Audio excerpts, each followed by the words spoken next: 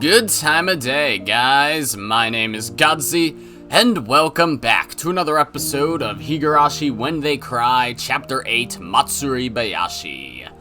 Last episode, we began the chapter as we saw a good chunk of Takano's past and her time at the fucking worst orphanage in the goddamn world.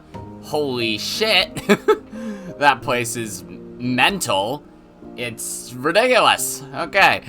But, yeah, now we're continuing.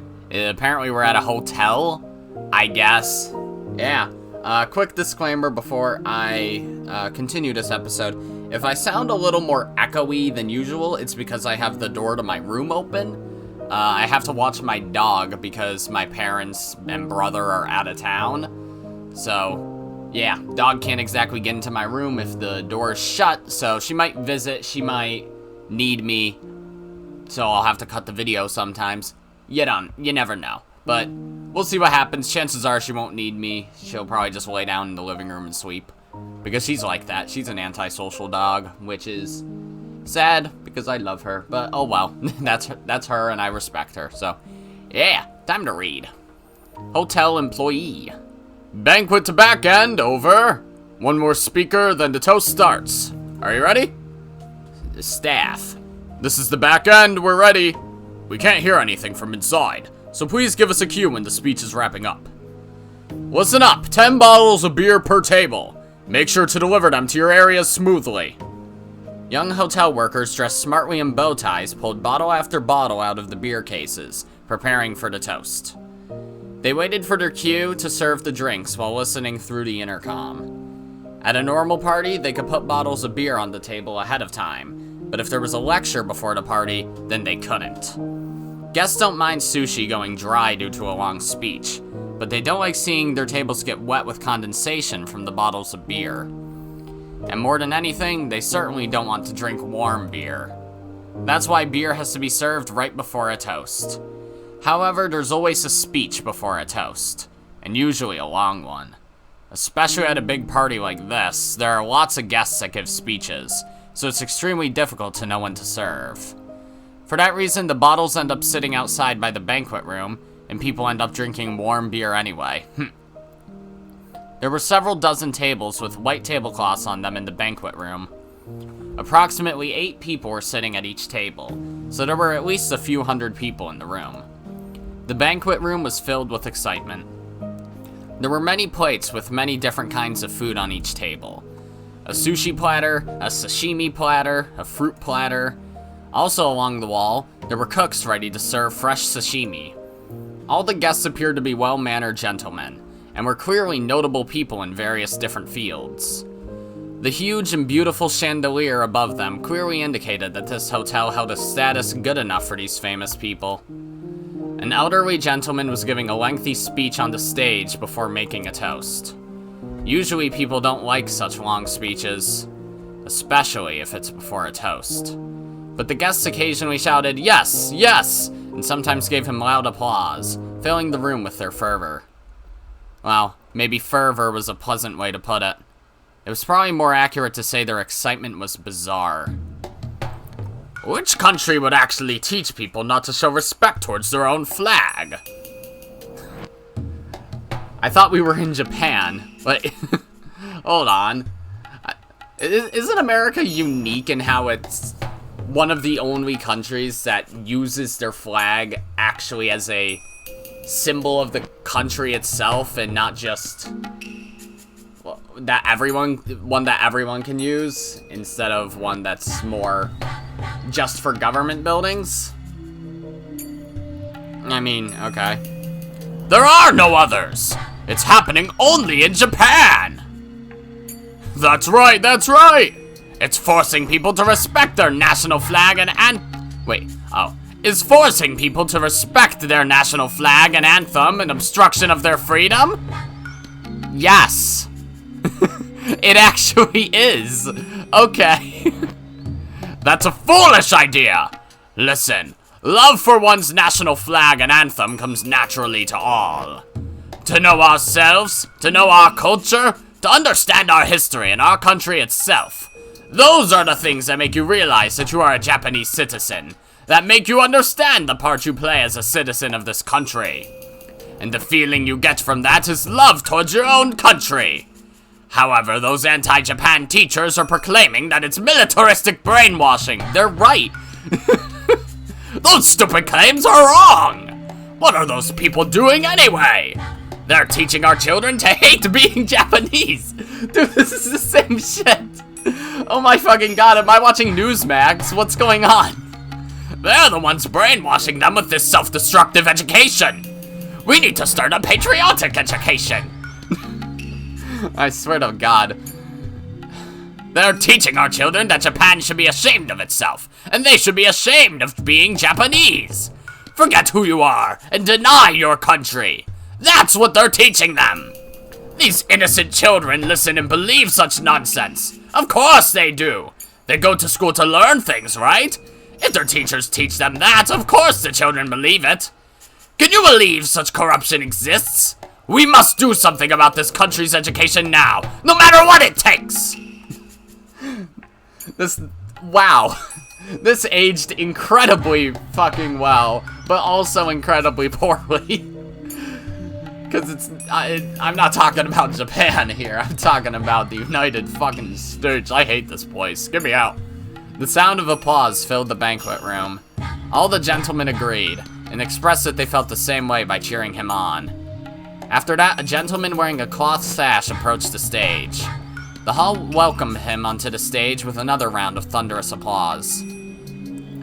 A rousing theme from a popular drama series played as he took the stage, but it was entirely unnecessary before the overwhelming applause. The man's sash carried his name written in large letters, along with the name of the prefecture he was running for office in.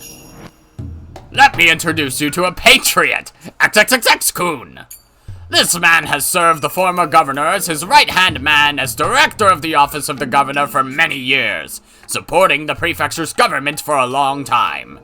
Since the previous governor has decided to retire, he was appointed as the next governor. Unfortunately, we have those anti-Japan teachers in our prefecture. While they proclaim freedom of education and freedom of thought, they're shamelessly forcing an anti-Japan education down on our children. Dude, if anything, it's a waste of time to think about shit like this. Like, I live in a rural as fuck area. Rural as fuck, 99.9% white. There was 0 black kids in my graduating class. 2 Asian kids, they were half Asian. I don't think anyone was Hispanic, but I could be wrong. And I graduated with like 80 people, mind you. Small as fuck town. But every fucking morning, Pledge of Allegiance. Every ceremony and sports game and band concert, Pledge of Allegiance. That's 30 seconds that you could have just, I don't know, dedicated to taking attendance, teacher. That's 30 seconds that you could have given to the teachers to take attendance. Because some teachers just forgot. They just forgot. At least we didn't have to sing the fucking national anthem. We only did in elementary school, which my district was weird. We were done with that shit in 4th grade. 5th grade is middle school. Okay, these 10-year-olds, yeah, they're in the middle of their youth. No, they aren't. But yeah, weird as fuck. Looking back on it now, I probably would have never learned the words to the national anthem had they not taught us the meaning of every fucking line in 3rd grade social studies. Do you think, like, I wouldn't figure out what the word indivisible means by the time I graduate? Come on. I figured that shit out in 5th grade. I learned what the word indivisible means, not by paying attention in 3rd grade, but in 5th grade math class, when we started talking about why 13 is apparently a dumb number. I don't fucking know. But then we have 13 stripes on the flag. We're an unlucky as fuck country, aren't we? They don't teach real history, and they teach our children that everything was Japan's fault. They don't even mention the true purpose of the Greater East Asia Co-Prosperity Sphere, or all those who fought to save Asian peoples from Western control. They don't even talk about how many Asian countries were actually Western colonies before Japan stood up for our freedom during the war. Our country has recovered amazingly since then, yet our children don't know any of that because those teachers don't teach them. I don't know much about this. That should have been Bill Wirtz's job. I'd imagine he's not very biased and trying to make Japan look bad for some reason. How truly, truly sad. I can't stand the fact that those anti-Japan teachers are actually teaching our children alongside those teachers who take teaching seriously. They're insulting our educational institutions. I will become a governor and get rid of those teachers. I will straighten out our education system and make sure our children will grow up to be decent young people who can carry on Japan's future. He, XXXX-kun, announces his candidacy for the next year's prefectural governorship. We appreciate your support for him. I promise I will straighten out Japan's education system. Thank you for your support. Anti-based. Again, the banquet room filled with applause. The man was receiving a standing ovation. I need to explain a bit about this banquet before you misunderstand. Yeah, because I don't know what the point of this is. It wasn't the conference of a political association or a lecture by a political candidate. It was hard to believe, but this was nothing more than a meeting of a college's alumni association. Huh? Everyone should be familiar with what those are, generally. Whether it's elementary school, junior high school, or college. Once you graduate from one of those, you normally belong to an organization of alumni. Dude, I ain't going to my high school reunions, and we don't have those for elementary school or middle school, because it's, you know, the same 80 kids anyways, small district. You receive invitations for reunions where you enjoy talking about the good old days. They were the bad old days, are you kidding? However, there are many different types of such organizations. Some are simple and some are united with much tighter bonds. And once an organization becomes united with those tight bonds, it's no longer a simple organization of alumni. Rather, it becomes a significant faction known as an alma mater clique. Oh my god, don't get me started on alma maters. Ugh. We didn't have to sing the fucking national anthem in high school, but for fucking, like, our insignificant and what's the other word? Infrequent pep rallies we did, and for award ceremonies and all that shit. Like, just give me my top 10 medal that I didn't actually work for. I don't need to sing about the pond. The only thing our town is known for, a fucking pond. And we're not even known for it. That's just the one thing we fucking click to. Because, I don't fucking know, it's next to the library. In Japanese society, it's traditional for graduates to form tighter bonds that go beyond the level of an organization. Thank God we don't have that here. Also, the more superior the alma mater, the stronger that tendency holds true. Okay. The Imperial University, one of the best universities in the country, is famous for the deep bonds its graduates form. Why do superior people like to bond? Because they can make fun of people who are inferior. It may be because they take pride in being superior, but more than that, maintaining connections is the most significant reason. All Imperial University graduates are elites in their respective fields. They are likely to succeed and become important people. When they do, the unity of their alumni association gains immeasurable meaning. In fact, even today, the Imperial University graduates maintain their tight academic clique, and they hold great influence throughout many different fields. They interact with other universities as well, so the graduates' bonds are extremely tight even today. Additionally, while Imperial University usually refers to the University of Tokyo, sometimes it's used to mean all 7 major universities in Japan. They are located in Tokyo, Kyoto, Tohoku, Kyushu, Hokkaido, Osaka, and Nagoya. They are all great schools. There happens to be an organization of alumni that includes all of those 7 universities. The elderly gentlemen in this banquet room were each from one of those organizations. However, not every graduate would get an invitation here automatically. It is a society of select gentlemen, and in order to become a member, one must first fulfill several conditions, such as recommendation from an existing member, contribution to the society, possession of status, and so forth. Therefore, all the members are important people from different fields, and obviously the power of this organization is of a political nature. But there's one more very important criterion one has to meet to join. Strong patriotism. Ugh. A heart that longs to contribute to Japan in its rebirth. As a result, this organization has become extremely nationalistic, you don't say. Up on the stage, the candidate for the prefectural governorship was still talking passionately. And among those elderly gentlemen in the crowd, Takano can be found. You make it sound like she's a fucking old man. Unless you're talking about Hifumi, then that's different. Takano seemed used to this kind of conference and seemed unsurprised at anything that was said. But okay, no, it is Takano, not her grandfather, okay. But at the same time, she looked rather fed up with it. As she was in attendance, she must have been one of their members, which meant she possessed not only an extremely excellent academic background, but that the older gentleman here had acknowledged her equivalent contributions to society, and that she possessed strong patriotism. However, her academic background was the only qualification she had met to join. She was only able to join as a special case because of her connections. She didn't even hold prejudiced ideas like the other members did. Good. I mean, you're an antagonist, not a supervillain, you know? So why was she here today? Probably because of the same reason as the man giving a speech up on the stage. The man on the stage didn't actually have prejudiced ideas, much like Takano. He only prepared a speech that he knew the guests would like. Politicians only want votes.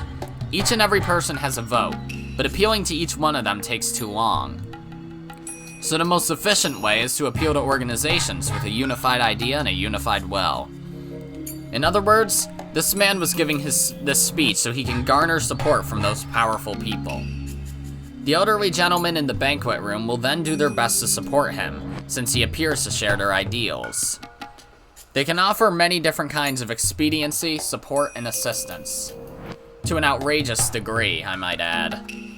If the day's event continued in the same way, the organization would likely decide to officially support him. They will probably give him a great deal of financial aid. They'll assist him in different ways as well. Of course, the man on the stage won't be the only one gaining something. When he wins the election and becomes a governor next year, the organization will welcome the governor as a new member and gain even more political influence.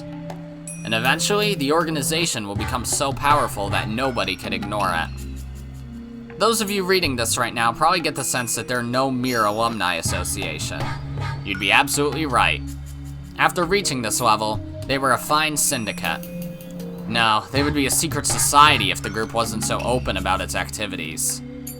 Now, I'm sure some of you readers are brushing this off, thinking there's no way such a suspicious organization could exist in Japan. But everything I've explained is entirely true. There are several such influential groups and organizations within our society, and you need to understand that they hold powerful political clout and influence our national policies. Some are alma mater cliques like the one I've described above. Others are scientific societies serving different parties, industrial groups, advisory committees, religious organizations, community service groups, and so forth. Also, there are right wings and left wings, the hawk and the dove. I won't go listing their specific names here, yet you've probably read them every now and then in your average newspaper. In Japan, the terms for such forces aren't very common. Most of your readers probably think of a suspicious organization wearing white hoods when you hear the phrase secret society and laugh it off. But unfortunately, that's a huge mistake. In America, where there's far more territory and citizens, there's way more groups like that, yep. And they possess such vast influence that ignoring them is impossible. So the terms they use for such forces doesn't apply to those on the scale of the syndicate. Sometimes people say that such groups have more power than the White House, and they are referred to as the shadow government. I'm assuming this is from the context of the 80s, because I have never heard that phrase before. Even here in Japan, we had a shadow government before the war, our Zaibatsu.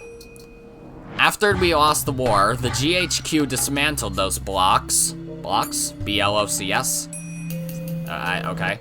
But 40 years have passed since then. There's no guarantee our country hasn't given birth to another shadow government, given how good we are at collusion, groundwork, and backroom deals. Mio Takano was, in fact, attending a conference of such a shadow government.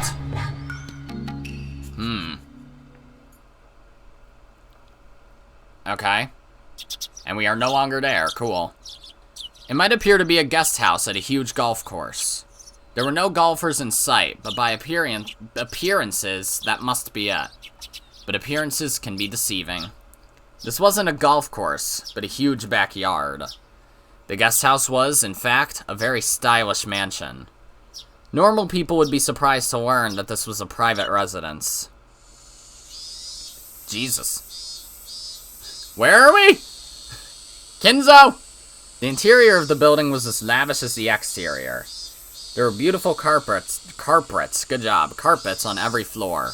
Expensive-looking decorations on the wall, and expensive-looking bottles of alcohol on the shelves. That's the kind of room Takano was in. Okay, Takano again. There was a knock at the door, and an old man in a wheelchair and a young woman pushing it entered. Okay, I'm not gonna say that, but I'm sure you guys know. I'm sure you know what I'm referencing. I just don't want to spoil it. As Takano stood up to bow, the old man stopped her by raising his right hand. Koizumi. No, you don't need to stand up. A long time no see. I've been telling you to come see me any time, but you never do. It's great to see you, Koizumi-sensei. The old man sat down on the sofa with assistance from the woman. He was very old. His face was covered in wrinkles, and he could hardly do anything on his own. Even so, he still held a great deal of power and influence. Oh my, you haven't changed a bit, have you? I can see lipstick on your neck. Oh, is that right? Good grief, how embarrassing. There was no lipstick on his neck. The woman who was helping him with his wheelchair was too beautiful to be a mere helper, so Takano had suspected something. As it turned out, her guess was correct. Although he was so old that he could die the next day, he wanted to stay sexually active until the very end.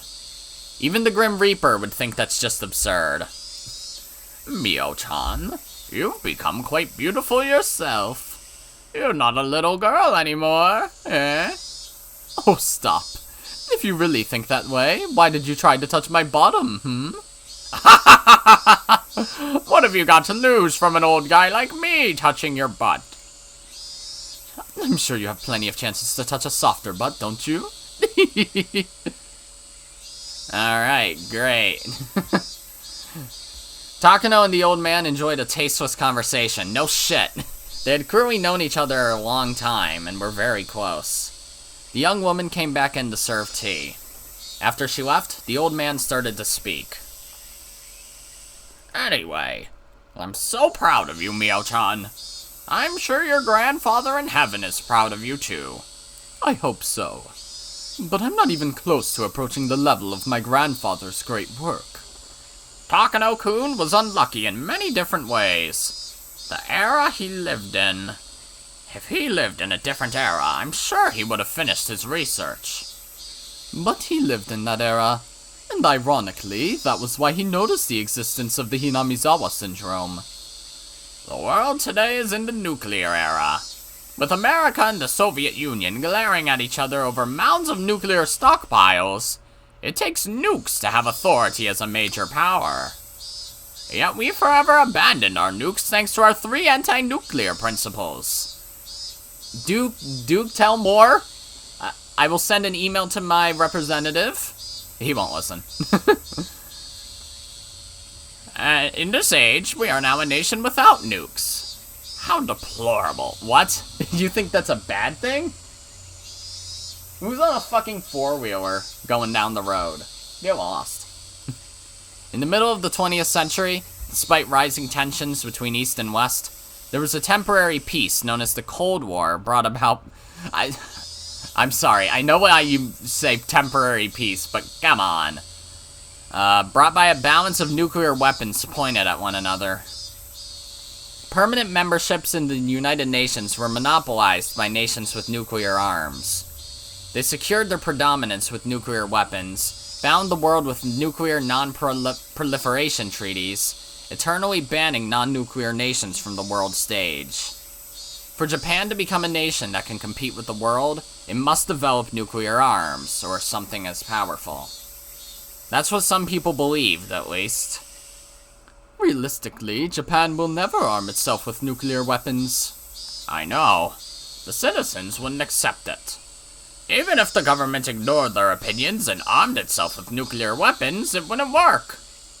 By abandoning nuclear weaponry, Japan gained the deterrent power of the United States. Okay. Though some people thought the only way for Japan to become equal to the United States would be to get nuclear arms of their own. But realistically, that was impossible. Even if Japan armed itself with nuclear weapons, that wouldn't automatically let Japan join the great powers. Takano and the old man discussed the balance of nuclear power in the world. Eventually, the sound of the cuckoo clock reminded them to return to the main subject at hand. The old man pointed to the attached case that had been sitting next to Takano. Takano nodded once, opened it up, and removed the contents. There were brand new bills packed in it. How much was actually in there? A bundle of brand new million-yen bills is 1 centimeter, so there must have been at least enough to make up 8 digits. There's million-yen bills? Or is this a typo? There were also 2 more attached cases by her side. However, neither Takano nor the old man were surprised at all. Takano closed the attached case and bowed. Thank you very much, Koizumi-sensei. I'll never forget about this. Money should be handled by younger people. I can't take it to heaven with me. I just hope this will be of assistance to you. Use it wisely. Of course I will. I'll use this money only to make my grandfather's dream come true. I envy Takano-kun. What a wonderful grandchild he has. I'm sure he's bragging about you up there. I haven't done anything yet. I'll have earned this praise when I complete my grandfather's work. I'm so jealous. My boys are no good. They're only interested in making money. What really matters is how the money is spent. How you contribute to the country is what's most important. I keep on telling my dad shit like this. Like, what's the point of becoming a millionaire if you don't really need $1 million to live or for anything you would ever want? I mean, if you want a huge-ass fucking house, then that's one thing. I don't know, ethics of having ridiculously huge houses aside. Like, it's a better argument when you discuss, like, multi-million and obviously billionaires, but, you know. That's how you repay your debt to it, you know? Oh, so are you saying that treating all those lovers so lavishly is also a way of repaying your country? Of course. When they shop, the country makes money. Money goes around, you see? However, those lovers would probably end up buying some foreign goods. Things probably don't work quite the way this old man thinks they do. Takano chuckled to herself. But the money I give to those women and the money I give you are completely different. I know that very well. You've worked very hard. You've retained trust and support from so many people. This is the first time I've mentioned it. But Hariyama-kun and Mochizuki-kun both weren't sure about you because of your age at first. That's why I'm acknowledging your efforts, and that's why I'm giving you this money. I understand. Also, for me to give you this money means that I recognize you as the official successor of Takano-kun's research. Thank you very much. Thank you for believing in me. I truly appreciate it. No, don't mention it. This research is Takano-kun's and yours too. He wouldn't want anyone else to take over. So, thanks to all of your effort, I didn't have to spend too much time convincing the other old folks. Completing my grandfather's research is the least I can do for him. I won't begrudge any efforts towards that aim. Takano smiled as she remembered everything she had to go through to get to this point. It went without saying, but the old men around Takano saw her as someone from their grandchildren's generation, or maybe even younger. Just how much trouble did Takano have to endure in order to gain the trust of those with such a large generation gap? It was hard to describe to those who couldn't even imagine her trouble.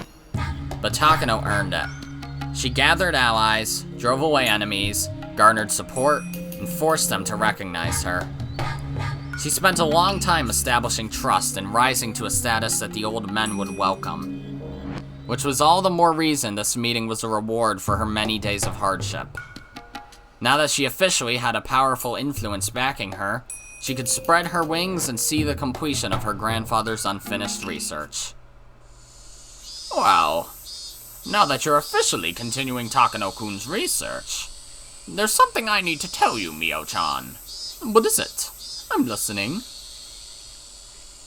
The old man paused and pulled an expensive cigarette from the cigarette holder on the table. Takano lit it up for him. She didn't smoke herself, but knowing that the old man did, she kept a lighter in her pocket. The constant build-up of little gestures like that were how she gained the trust she held today.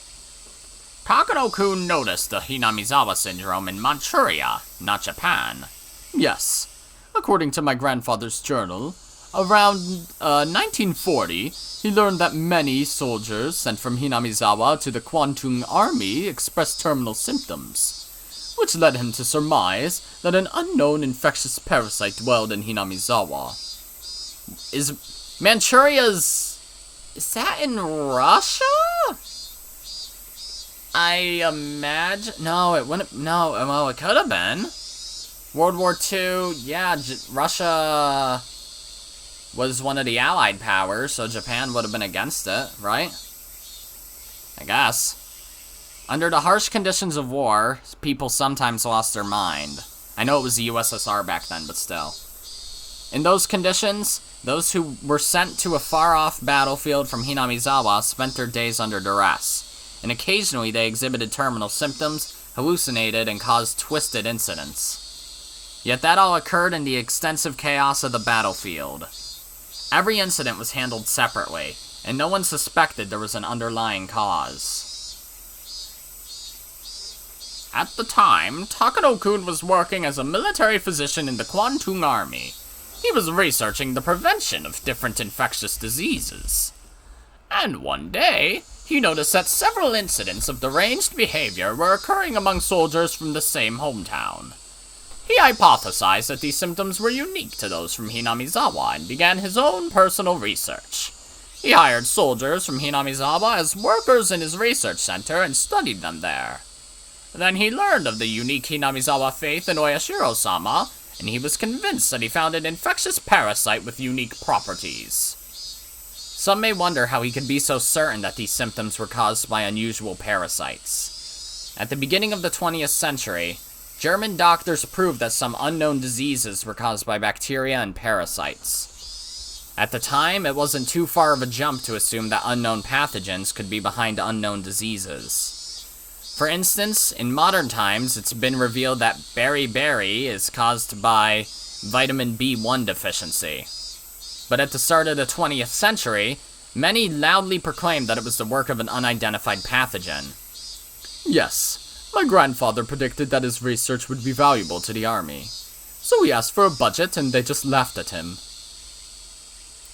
As a researcher, her grandfather was very talented and passionate, but when it came to gaining the aid of political powers, he simply struck out. Hinamizawa syndrome. My recording software's fine, okay. I thought it was bugging out. No, the possible existence of a parasite that infected the human brain and controlled emotions. Even though he made the remarkable achievement of discovering a mystery no one had explained before him, he was unable to convince others of that achievement, and spent his life alone, unable to garner support and unable to achieve proper recognition for his achievement. Independent research has its limits. Talented people, funding, and backup. A research project can be successful only if all those things are present. Takano had noticed her grandfather's mistakes, and that was why she did everything she could to obtain all of that. The military at the time was hoping for a low-cost, immediate-acting weapon. While Takano-kun's research was extremely intriguing, it didn't meet the military's expectations. But I heard you were the only one who understood my grandfather's research, weren't you? In his journal, he calls you his best friend. We came from the same hometown, It was a miracle to run into someone from the same town on such a distant battlefield. Although we weren't close in age, we became very good friends, so we talked a lot. Many times he told me his research would be revolutionary, and asked me to lay the groundwork to secure funding for full-scale research. I read in his journal that you talked to many different people about his... Oh wait, wrong character. God damn it. I read in his journal that you talked to many different people about his research. Unfortunately, its value was never recognized, but I'm sure your support meant a lot to him. But I was never able to really do anything for him. That's why I want to help you, Mio-chan. Helping you is like atoning for my mistakes. Thank you very much. He was lucky to have you as his best friend. If only there were more understanding people like you in the military's upper echelon. It's very regrettable to think that my grandfather's life might have been different. The old man closed his eyes and paused for a moment. Shortly after that, he looked into the distance and spoke. Actually, that isn't true at all. The higher-ups were interested in Takano-kun's discovery. What? I've never heard that before. Then why didn't they support his research? Something came up, and they couldn't let him look into Hinamizawa syndrome. Only a few of the top brass and myself knew the reason. Now that all but myself have passed, I think I should tell you, Mio-chan, since you're carrying on his work. What came up? What was it? Takano had believed until this day that her grandfather's research was ridiculed by everyone, which was the reason why it had never gained any recognition. Her grandfather had asked the military for funding so he could uncover the secret of Hinamizawa syndrome during the war. But just like the old man had said earlier, the military wanted an instant-acting weapon. That was why they weren't interested in his research. That's what she had believed. But as it turned out, the military had actually shown an interest after all. Before I go on, I need to explain about the Kwantung Army in Manchuria at the time. While the Kwantung Army was stationed in Manchuria, opinions were divided on whether to advance our forces north or south. At the time, Japan had troops in Manchuria, but opinions were divided on advancing north to deter the Soviet Union, or advancing south to expand our territory and secure resources. So yeah, Soviet Union. With the Soviet Union and its predecessor, Russia, being a landlocked, frozen nation, how are they... They're not landlocked! Whatever. They had long yearned for an ice-free port that wouldn't freeze over in winter. They had made numerous attempts to expand their territory southward, too. Those expansionist policies were said to be a cause of the Russo-Japanese War. In the history books, it said that Japan won the Russo-Japanese War, but it was actually a draw ending in peace signed at the Treaty of Portsmouth. Both sides had simply set aside their spears after mutually exhausting their forces. It wasn't like Russia capitulated and offered a complete surrender. As a result, the perception of the Russian threat continued to smolder. Later, the Russian Empire was overthrown by a revolution, but Japan was unable to shake the threat that the new Soviet Union would advance south. According to the history books, Japan went south. They signed the Soviet-Japanese Neutrality Pact and abandoned the northern advance. As a result, when the Great Patriotic War began, the Soviet Union was able to respond to pressure on their German front by pouring in their eastern forces. Though the Germans had managed to lay siege to Moscow, the Soviets launched a massive counteroffensive that reversed the tides of war. Even with the Soviet-Japanese Neutrality Pact, the Soviets couldn't tell if Japan would attack them at some point.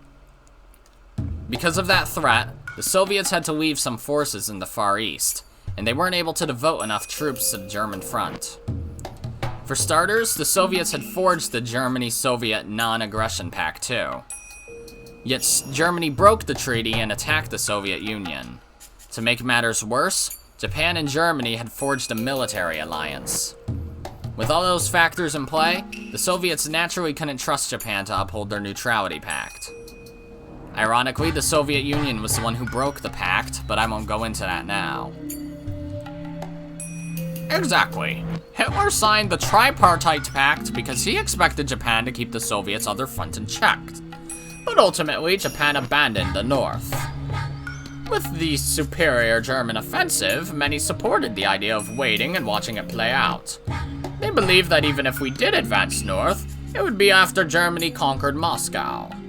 However, that plan was exposed to Sorge or Sorge, one or the other, and the Soviets transferred their heavy tanks from their far east border to the German front.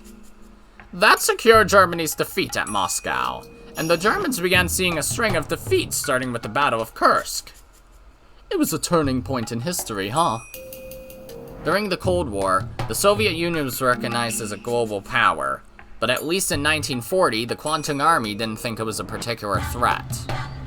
Japan had earned a victory with the Russo-Japanese War, and they took the new Soviet Union government lightly, assuming it wouldn't be stable after overthrowing the Russian Empire. That underestimation was corrected after the Nomonhan incident in 1941.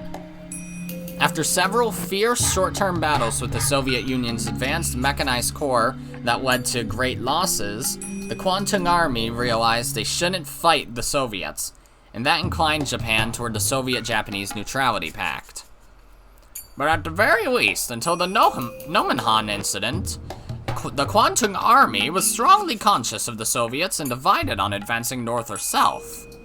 Thanks to that, there were also voices advising caution, suggesting we avoid all-out war with China in order to shore up our forces against the Soviets. But the Sino-Japanese War broke out after the Marco Polo Bridge incident, right? July 1937. The Japanese and Chinese armies were staring at each other across the Lugo Bridge in Beijing. It was the middle of the night on July 7th. The Chinese army fired on the Japanese army in training, and they engaged in combat. Okay? This triggered the long Sino-Japanese War. Yes. According to historical records, that incident triggered the Sino-Japanese War, but with opinions divided over advancing north or south, the army was equally divided over a full-scale confrontation with China. No, in fact, we even received orders from General Staff Headquarters to resolve the matter quietly before the incident grew much bigger. So those supporting the northern advance wanted to settle the Battle of Lugo Bridge quietly, insisting that conflict with China was pointless in light of their anti-Soviet strategy. However, those on the mainland supporting the southern advance used this incident as cause to dispatch more troops to China. They enacted hard policies against China, and thus the Marco Polo Bridge incident became the trigger for Japan and China to enter all-out war. After that and their bitter struggles in the Nomonhan incident, Japan greatly revised their Soviet strategy. They signed the Soviet-Japanese Neutrality Pact and secured the route for their southern advance. The Sino-Japanese War got worse and worse. If the Marco Polo Bridge incident hadn't happened, it's possible that history would have gone very differently. Maybe we would have ended up in a war with them anyway. However, if the South faction didn't get that chance, the military authorities would have kept restraining the Soviet Union, and the Soviets would have had to divide their forces between East and West. And maybe Germany could have invaded Moscow. Then Japan could have gone to Siberia. The map could have been very different today. Germany wouldn't necessarily have won the war if it had succeeded in taking Moscow. England was keeping its strength on the other side of Dover Strait after all, and the United States was poised to enter the conflict. So I still don't really know. I remember in high school, I was told the United States joined World War II because Pearl Harbor. But was that really it? I somehow doubt it. Besides, Napoleon once occupied Moscow. But in the end, he couldn't beat their winter and had to withdraw. It is one of those ifs, huh? The Axis might have won the war. Yes, it's possible that the gunshot from the Marco Polo Bridge incident changed the tide of history. Both sides had different opinions of who fired the shot, right? Really? According to the Japanese side, a Chinese soldier fired a shot at a Japanese soldier who got too close to the Chinese camp. However, the Chinese side claimed that the shot was a conspiracy invented by the Japanese military. Okay. So this is similar to that fucking Battle of Lexington thing, right? Which sparked the Revolutionary War. But the shot was fired. Even though nobody knew who actually pulled the trigger, it sparked the Sino-Japanese War. Yes, that's what the history books say. But Koizumi-sensei, what does that have to do with my grandfather? In the Marco Polo Bridge incident, a shot was fired at a unit that was training in the middle of the night. Everyone was summoned for a roll call. They were missing one soldier. The soldier came back later, and it was said that he was sent as a messenger and got too close to the Chinese camp. By the way, did you know that soldier was from Hinamizawa? Eh? Really? When Takano-kun was talking about Hinamizawa syndrome, he said that soldiers from Hinamizawa could suddenly fall into a deranged state. And we realized that the soldier from the Marco Polo Bridge incident was in fact from Hinamizawa. Then what about the first shot fired? I don't know the truth, but I think it's possible that a soldier within the terminal stage of Hinamizawa syndrome fired the shot. That soldier was killed in the incident. Since there was no record of it, nobody knows exactly how he died. The Japanese side claimed that the Chinese army had fired at them and negotiated with that in mind. Just a scant few days after the incident, Japan demanded an apology from the Chinese, and as a show of force, dispatched 3 divisions of reinforcements. The Chinese side was, of course, opposed to that. The situation escalated at once. If research into Hinamizawa syndrome continued, the higher-ups thought it would negatively influence the Japanese army's claims. So in order to avoid the risk of traversing that political gray zone, they rejected Takano-kun's research. So, because of that, they refused to even consider my grandfather's research long after the war ended too? Yes, that's exactly it. The war is over now, but there are still some conflicts there regarding historical recognition. Even if Takano-kun didn't mean for it to happen, if his research into Hinamizawa syndrome became public, it might cause a resurgence of quarrels over the long-ended war. Certain authorities were afraid of that, so they made sure his research was ignored even after the war. I was long warned not to aid him in any way myself. Takano tried to remain calm, but she couldn't stop herself from grimacing. She had just found out the real reason why her grandfather's research had been ignored is because of secret maneuvers by political masterminds. If those masterminds feared it so much, ironically, that meant they acknowledged the importance of his research. Takano was saddened and frustrated to no end by her grandfather's lonely life. However, they are all dead now. I'm the only one who knows about this. If Takano-kun was still alive, I was going to apologize to him and give him my unconditional support. But he's no longer around. That's why I'm apologizing to you and offering to give you my full support instead. Are you sure? Wouldn't research into the Hinamizawa syndrome dredge up those same subjects again? It's different now. Besides, research into the Hinamizawa syndrome may produce more than a mere local disease. Depending on your research, post-war Japan may gain a trump card that makes it a world power once more. So the tides and times have changed then? That's right. Unfortunately, Takano-kun didn't live long enough to see that tide change. But he has you to continue his research. So as long as I'm alive, I'll give you my full support. I promised to help Takano-kun, but because of various things, I couldn't do anything. So I want to make up for that as long as I'm alive. I think that's the least I can do for the man who called me his best friend. Koizumi-sensei, thank you so much. Oh, don't mention it. I'm glad I was able to tell you everything before I died. Anyway, until I'm gone, I'll make sure you get everything you need, okay? So if anything comes up, be sure to let me know. I'll do anything for you. Takano couldn't even imagine what kind of bond this old man and her grandfather had between them. But thanks to that bond, Takano was able to gain a powerful supporter. Tears welled up in Takano's eyes as she gave him an emotional look, but in her mind, she was practically dancing at the promise of the old man's full support. The old man and Takano both bowed at the same time to show each other their appreciation. Once that was done, the old man became a little more serious. After that far too lengthy preamble, he finally said what he really wanted to tell her. So there you have it. This is what I wanted to say. The Hinamizawa syndrome has the potential power to make history.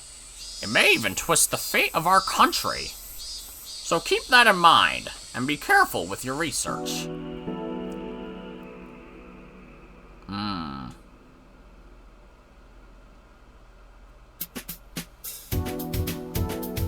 Okay.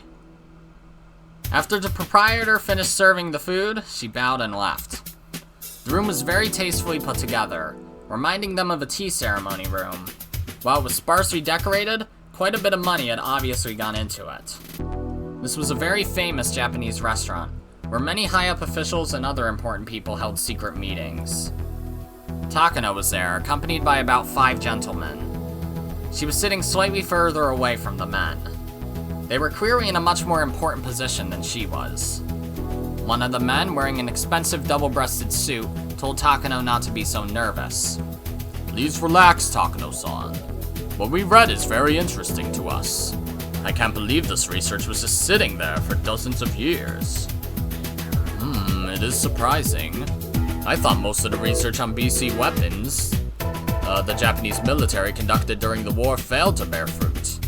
And nothing was left after the US military confiscated even the fundamental research. I heard this research was barely even glanced at by the top brass. I see. So that's why nobody knew about it and GHQ didn't investigate it. In that sense at least, it was truly fortunate.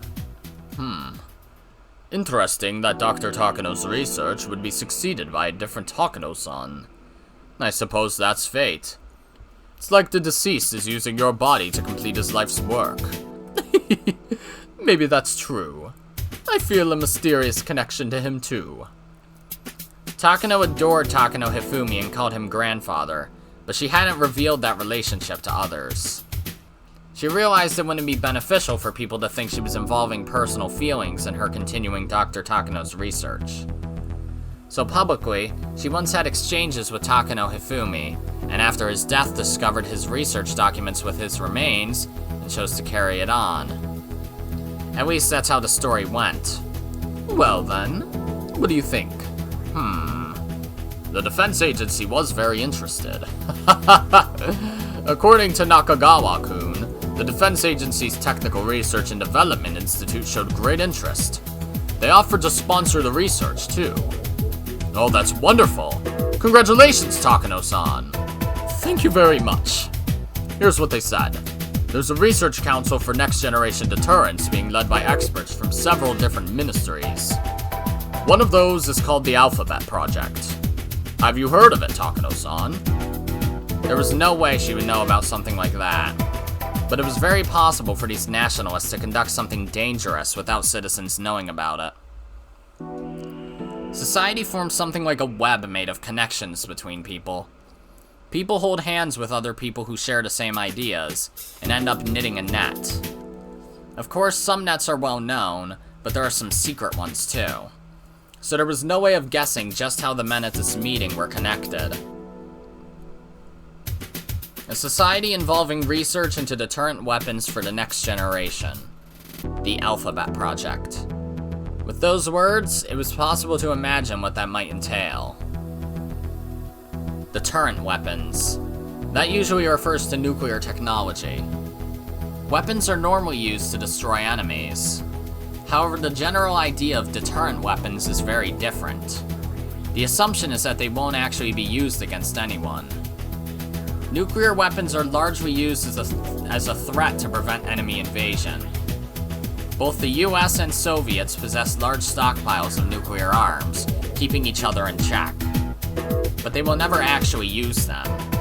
Because if they did, there'd be a nuclear war, and both countries would be destroyed. So they're like a legendary weapon you never draw. Of course, that last resort only works because both sides have nuclear weapons. If one side lacks them, then they lose all military negotiation power.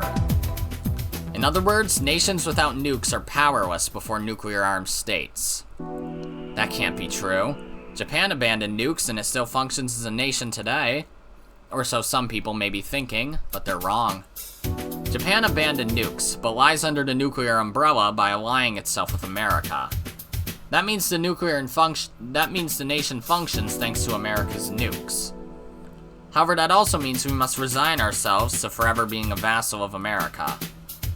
In order for Japan to escape that and become a powerful nation equal to America, it must possess its own deterrence arms and step out of that nuclear umbrella.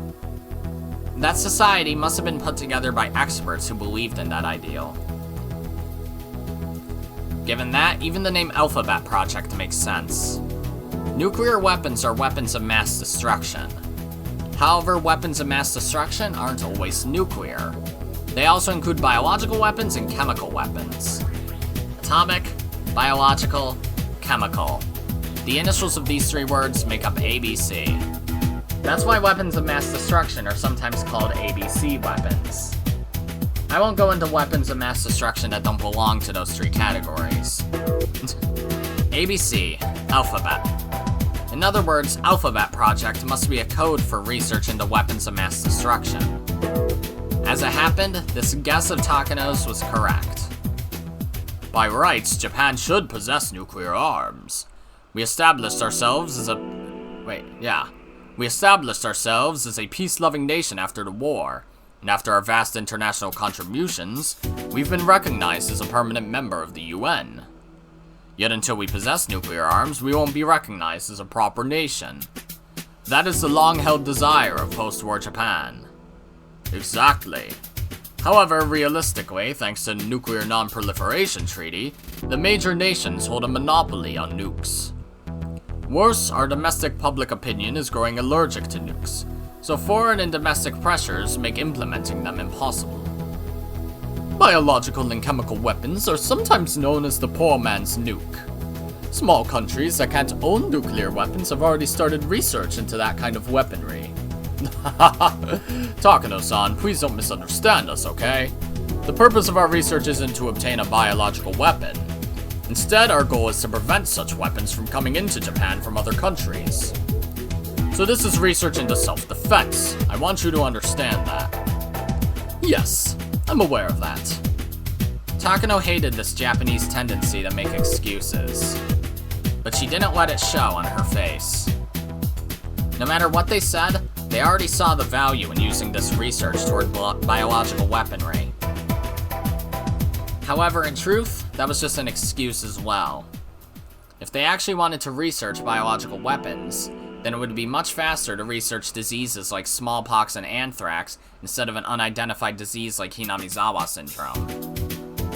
So it wasn't actually correct to say the defense agency was interested in it as a biological weapon. In other words, Takano needed a powerful sponsor who could back her up with funding, personnel, and a facility to conduct her research. So she used her connections and turned to the old men behind the government and economy. Reaching out to each of them, and getting them to forcibly pull funding out of the defense agency under the excuse of its application toward biological weaponry. That was the truth. Therefore, her project wasn't officially recognized by the defense agency. To be exact, the people who secretly controlled the defense agency were the ones who knew about it. These masterminds diverted funding from the defense agency to the Alphabet Project, and then they pushed for Takano's research to be a part of it. Takano gets her funding, and the influencers get to drain public funds through kickbacks. Considering that, it was doubtful this project was genuinely about researching the next generation of deterrence arms. It was probably just an excuse for the masterminds to funnel money into their own pockets. Well, those complicated matters didn't matter to Takano. Whatever those old men and influencers were planning wasn't her business. As long as she could get the funding for her research, that was enough. Either way, Takano had found her sponsor. It was one of the biggest organizations around, too. This had always been her grandfather's dream. Takano was trying to stay calm, but she was about to jump up and down in excitement. Nakagawa-kun says that once the research gets underway, he doesn't mind buying it out. Although it's still incomplete, he definitely sees potential in it.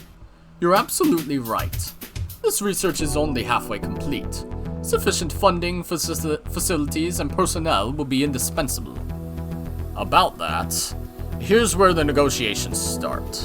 But apparently they wish to take on this research in its entirety.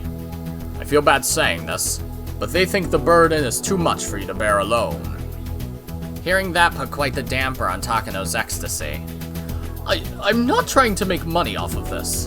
I'm working as a researcher purely out of intellectual curiosity. What I need is a sponsor, and what they seek are results. That was the relationship I had hoped to establish. Takano realized she was talking rather breathlessly, so she tried to calm herself down. Either way, they'd be backing the research. Considering they're hoping for results that merit the budget, they probably feel that Takano is still too young to handle it. I know. You've been working on this for a long time and you don't want anyone to just grab it from you, right? I totally understand that. Of course, we've already informed them. So here's the compromise we came up with. First, we'll start your research as an offshoot of the Alphabet Project. Once you have the board of directors' approval, you'll be given official funding. We'll have you participate in the project as an associate researcher, and you'll take part in the research that way. If she wanted their funding, she'd have to fall under their authority, of course. So far, she had no objections. However, the Research Society has listed a few conditions in exchange for funding this project. First, as was just mentioned, is to entrust the position of lead researcher to an individual that's skilled and talented in this field of research. I hate to interject, but who would be more knowledgeable about this than me? Other than the late Dr. Takano, of course. Now, please calm down, Takano-san. I understand how you feel. Still, how is this any different from selling my research to this individual? This isn't what we discussed at all. Calm down, Takano-san. Those cunning old men didn't miss sight of the faint leak of anger that crossed Takano's expression. They gave evasive laughs as if remarking how immature she was if she still was if she let her emotions show over such a little thing. However, they weren't laughing to look down on Takano. On the contrary, they were trying to tell her to wait until the end. Of course, we'll make sure you get your way. Koizumi-sensei told me to take good care of you. Do you think I would just ignore you after he told me that? Don't worry. Please let me work things out. I'll make sure you'll be happy. What do you mean? You see, I get to select the person in charge. Everyone chortled except Takano. After a moment, she joined in. In other words, he meant that he would find just the right person. The defense agency had suggested finding an expert to lead the project because they didn't feel comfortable with just Takano. However, Takano's sponsor was the one tasked to find such a person. In that moment, Takano realized it. Ah, how wonderful it is to have such a powerful backer. Let me work it out. I'll find some candidates for you. All you have to do is pick the one that you think would be the most suitable. Takano felt better after hearing that. While she wouldn't be the official head of the project, she would end up leading it from the shadows. Of course, she wasn't an expert per se. Having a partner would actually be beneficial. Give me some time to talk to the other end. I'll make sure you'll be happy with the outcome. Please just be patient for a while. I understand. Thank you for everything. Oh, by the way, it's not just the defense agency. Nagata-kun from the Ministry of Health and Welfare is willing to help you too. He introduced me to Ito-kun from the National Institute of Infectious Diseases. He's willing to help you with equipment and other technology. Really? Thank you so much. This is a national project, isn't it? Congratulations, Takano-san. This is all because of your efforts and the deceased Dr. Takano's hard work. Oh, no. This is all because of Dr. Takano. I haven't done anything yet. Being humble is a good virtue. Just like Koizumi-sensei told me, you truly are a nice person, aren't you? No wonder he adores you. Anyway, they want you to join the defense agency. Luckily, you have a doctor's license, right? We'll secure your position as a medical officer of the TRDI. Do you mean I'll be a public servant? I wasn't expecting that. All the organizations that are involved with the Alphabet Project are public institutions. The SDF is actually interested in this research as well, and they're making strong requests to dispatch some of their personnel, too. So depending on the circumstances, you may be treated as an SDF member. Well, just think of those matters as official squabbling over jurisdiction. So to stand above those officials, you'll need your own official position. No matter what, we'll make sure you'll be happy. So please don't worry about anything. I understand. I'll let you work things out. But knowing Dr. Takano's research was once rejected by the old Japanese military, it's hard to believe that the Self-Defense Force is interested in it now. Well, that couldn't be stopped. With the war situation worsening, the Japanese military sought something with immediate effect, something that could turn the war around. I don't think they were looking down on Dr. Takano's research. That wasn't true, of course. Takano already heard that confession from the old man.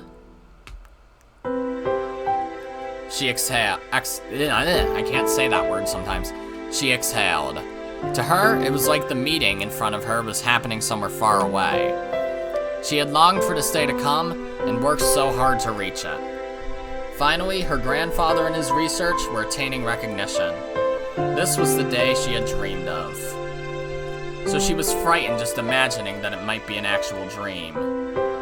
True joy can't be felt all at once. Oftentimes, it's a delayed reaction. Takano thought that must be exactly what she was feeling. I imagine you'll probably be given a field officer's rank. Since you'll be second in command, you'll likely be a major. That's wonderful! Major Takano, huh? My, I'm a little jealous. As a man, I wish I had a rank like that. Boy, oh boy, Major Takano, huh? A major? What does that signify? Well, it's reasonably high in the rank system of the Self-Defense Forces. It's like a sub-manager at a company, I guess. That will be your rank once the project gets underway. It's equivalent to a lieutenant commander in the old Japanese military. What a coincidence.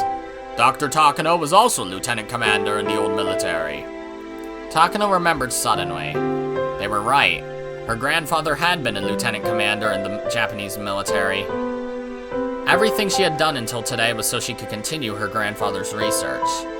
Now everything had fallen into place. She had even been granted the same rank as her grandfather. She had always believed that succeeding his research would be proof that they had a bond tighter than blood. And now she would even be the same rank as him. This is fate, Takano thought. Maybe this is even a message from Grandpa. Yes, it must have been a shout of encouragement from heaven. It was proof that she inherited not only his research, but his will as well. Takano couldn't help but feel a sense of destiny for attaining the rank of major. Grandpa, I'm finally here. Nobody else could hear her say that, but her grandfather in heaven could. That's what Takano believed. She had only come so far. There were still a lot of things to do for this research to be recognized as a great work. Otherwise, her grandfather won't become a god. She wouldn't become one either. You must become a god. That was in her grandfather's will. I was unable to do so. That line preceded it. It was her grandfather's dying wish. Her grandfather entrusted it to her. All of his research. A god can't be physically brought back to life. A god is made in the hearts of the people who remain alive. Her grandfather will live on in her heart. His exploits will be known to many, and all the scholars will fight to read his documents, to steal them from each other. And they will learn about Hifumi Takano, who began his research during the war. They will know that nobody understood him, and that he ended up devoting his lonely life to his research. And finally, they will extol his grand achievement. Yay! I'm glad I didn't stop the episode 20 minutes ago. I was considering it. But I figured I was getting there. No new tips, but achievement unlocked, Weight of History, and it's the old Japanese flag. View new tips, there's nothing. Okay. Continue. There was not a single sprite that episode. Jesus. Alright, Takano's backstory is pretty good so far. Pretty damn good. I'm liking it. Because I forgot a lot of the pieces about it, like how she was an orphan and obviously like the steps to her joining the military. I generally remembered that she was carrying on her grandfather's research, but yeah. Anyways, though, this chapter is still pretty well written so far, even if it doesn't... I don't know. It still has a very strong opening so far. But yeah, we're getting there, you know? Anyways, that's going to be it for this episode, guys. If you liked it, then be sure to press the like button. And if you didn't like it, then fuck you too. Remember to subscribe, follow me on Twitter, and hit that notification bell to stay up to date on all my videos and stuff. And as always, my name is Godzi, and I will see you all next time. Goodbye. Yeah.